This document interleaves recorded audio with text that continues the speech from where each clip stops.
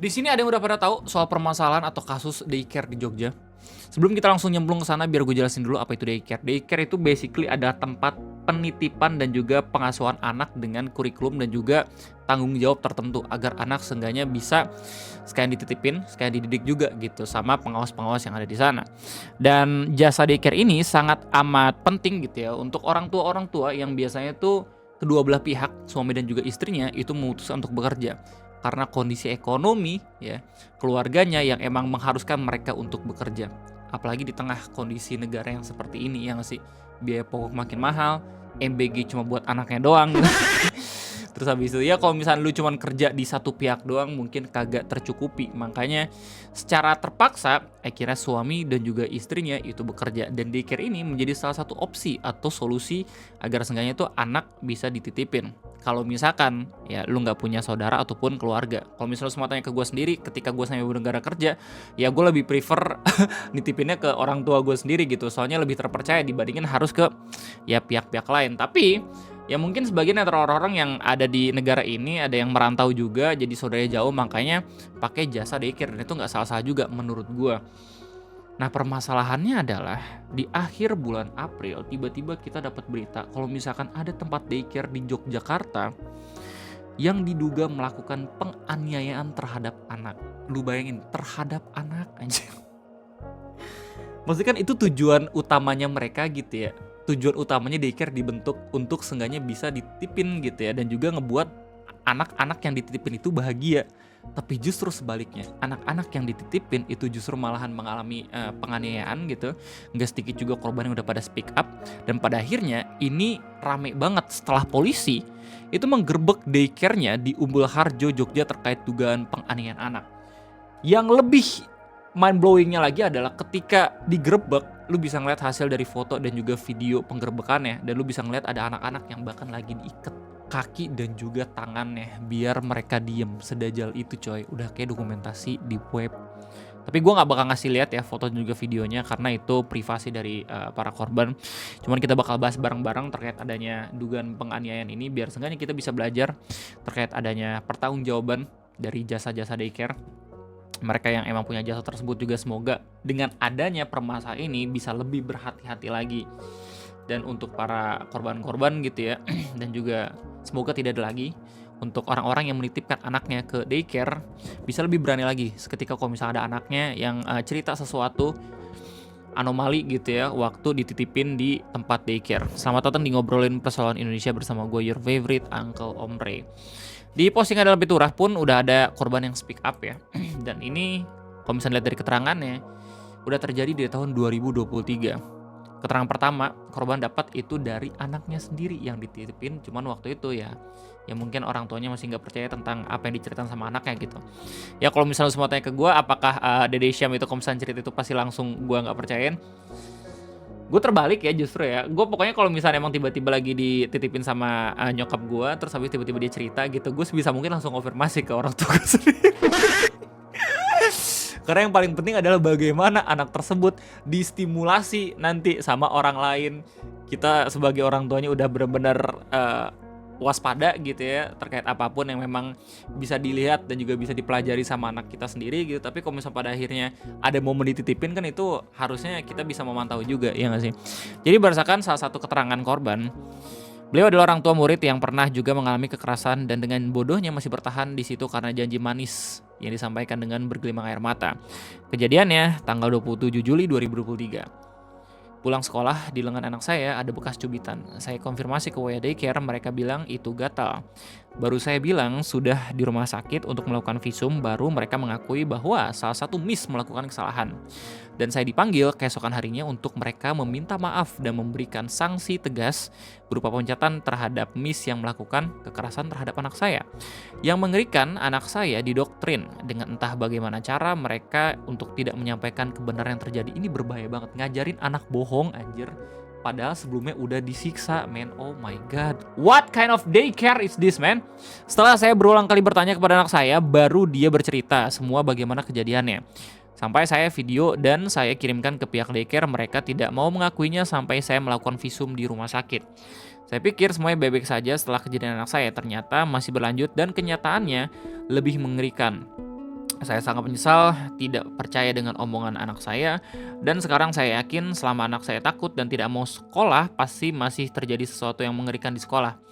Sungguh saya menyesal sudah memilih daycare ini. Semua bukti saya masih ada dan chat penyangkalan kalian pun masih ada. Jangan sampai ini nggak ada sanksi tegas dan mereka buka lagi dengan nama yayasan baru. Iya. Jadi dari keterangan salah satu korban ini penting untuk kita tahu kalau misalkan sumber masalahnya itu bukan salah satu pengasuhnya aja atau pihak staff ya yang emang bertugas untuk ngasuh anak-anak, melainkan yayasan, karena ini udah terjadi di tahun 2023 kalau misalnya berdasarkan dari salah satu keterangan korban, dan itu terjadi lagi kayak nggak punya fungsi pengawasannya sama sekali gitu. Makanya langsung pada orang-orang mempertanyakan ini kalau bisa jangan sampai ganti nama yayasannya loh. Di thread sendiri itu udah banyak banget korban-korban yang speak up gitu ya, salah satunya Kak Tita 555 kalau misalnya cek di salah satu postingan Lambe Tura.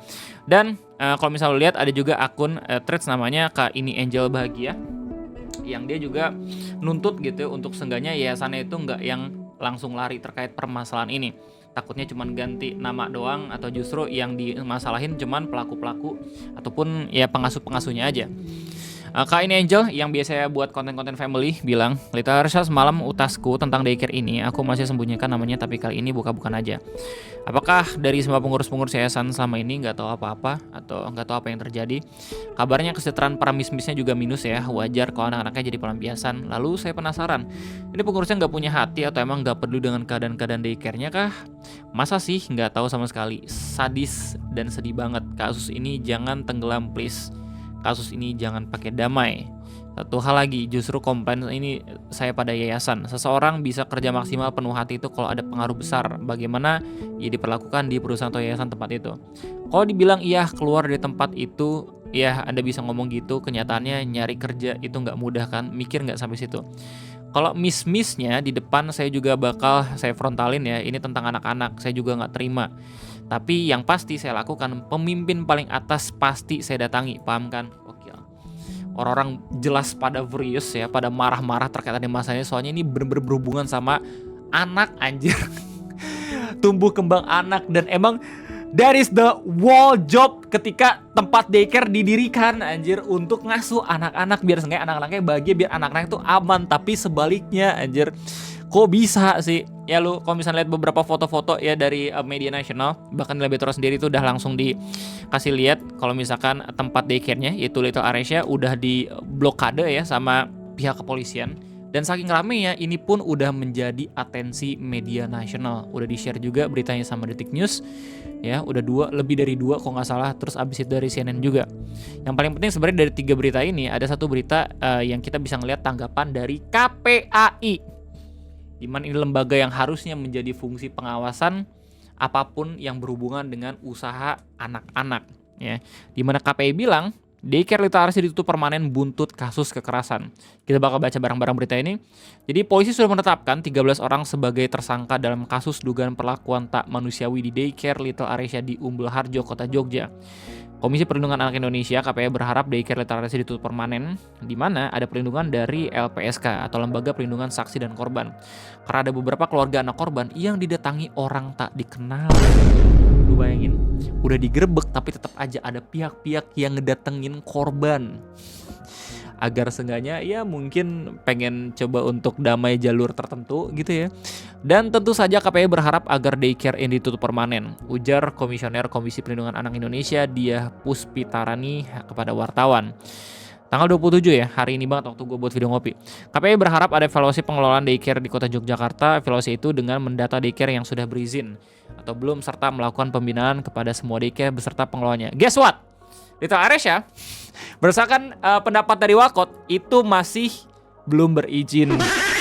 Damn, bisa gitu ya tiba-tiba ini muncul terus lu bisa ngelihat banyak banget orang-orang yang emang ada di tempat daycare-nya sendiri.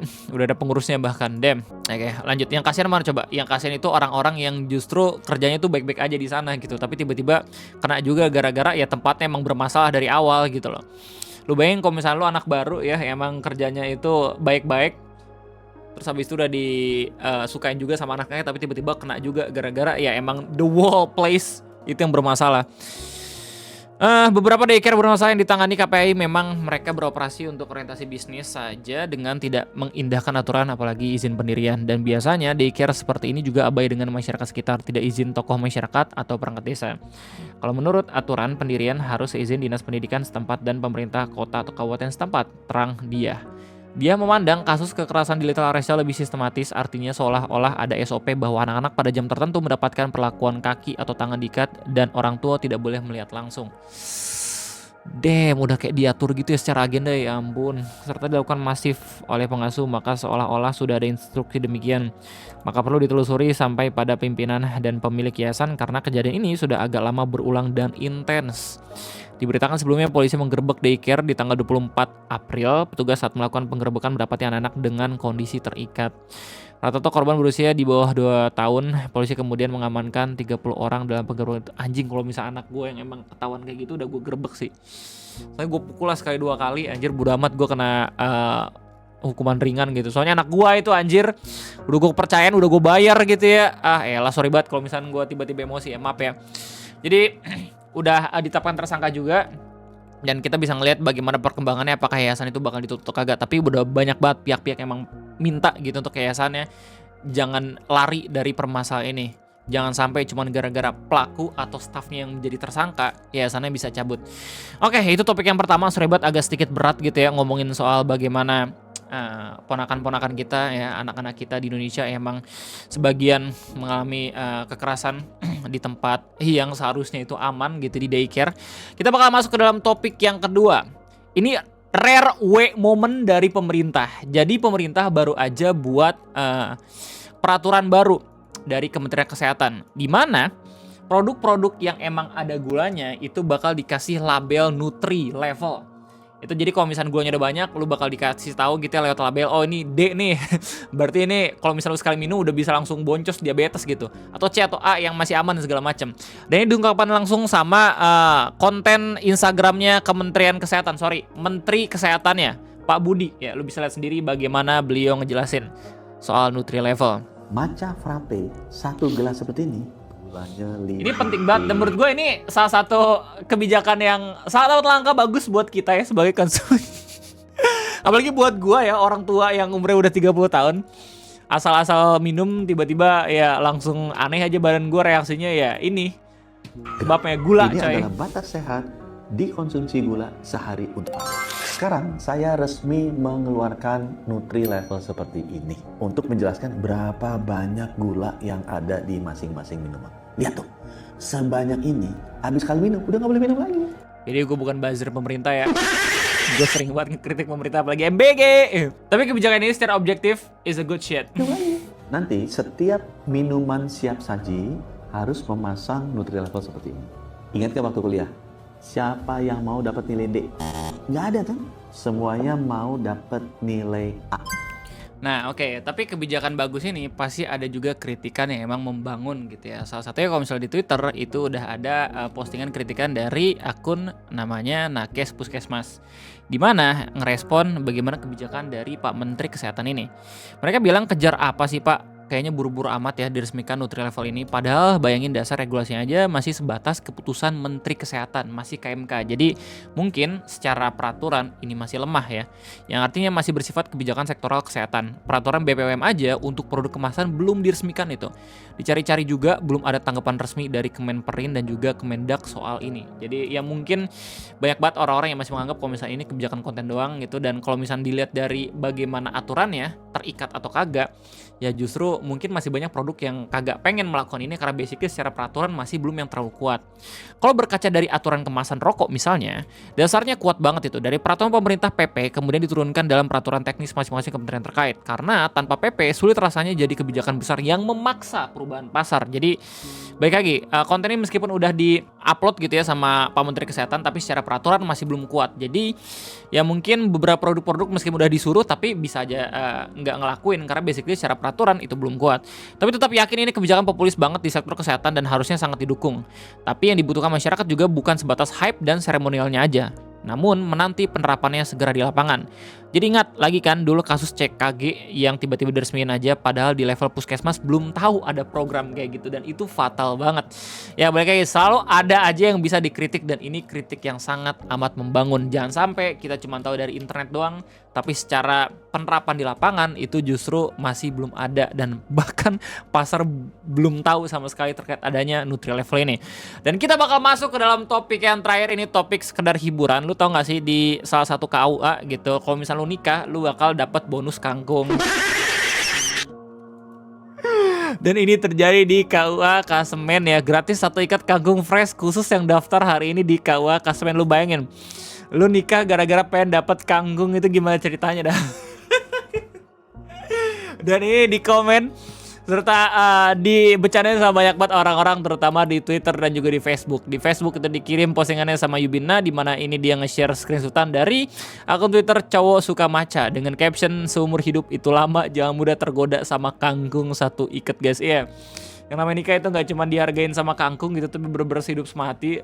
Jadi nggak bisa asal selesai aja makan kangkung udah nikahnya juga udah kelar gitu, nggak kayak gitu guys ya. Meskipun ya kita tidak bisa dipungkiri gitu kalau misalkan langkah KUA Kasemen dengan memperlihatkan ini cukup menarik juga. Seenggaknya tuh bertujuan untuk ngasih tahu ke orang-orang yang emang pengen nikah gitu ya, kalau misalkan nikah itu nggak seribet yang dipikirin sama orang-orang. Lu juga bisa nikah di KUA gitu ya, lu juga mungkin secara perizinan bisa gampang gitu loh. Kalau misalkan ya untuk sebagian orang masih repot untuk nikah padahal udah mampu secara mental dan juga secara ekonomi. Kayaknya itu aja mungkin yang bisa gue sampaikan terkait adanya 3 topik ngopi pada kesempatan kayak ini. Gimana tanggapan kalian semua? Silahkan tulis kolom komentar. Gue rasa cukup sekian aja dari gue. Terima kasih banyak. Sampai jumpa lagi di next video ngopi. Gue undur diri. Sampai jumpa.